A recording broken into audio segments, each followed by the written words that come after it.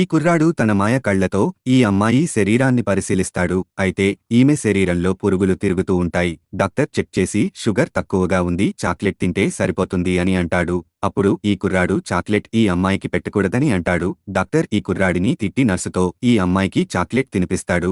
కాసేపట్లో ఈ అమ్మాయి రక్తం కక్కుకుని చచ్చిపోతుంది అని అంటాడు. దీనితో ఈమె తండ్రి ఇతన్ని బయటకి పొమ్మని తిడతాడు. ఇంతలో ఈమెకి మెలకువ వస్తుంది. కాసేపటికి ఈ అమ్మాయి రక్తపు వాంతులు చేసుకుంటుంది. అలాగే ఈమె ఊపిరి ఆగిపోతుంది.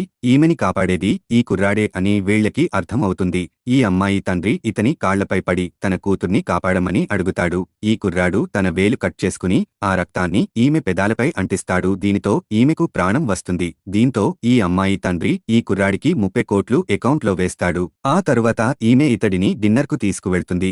అప్పుడు ఈ అమ్మాయిని ఒక వ్యక్తి వచ్చి కలుస్తాడు. ఈ వ్యక్తి 2 సంవత్సరాల క్రితం ఈ కుర్రాడు తల్లిని చంపాడు. ఇతను గుర్తుపడతాడు.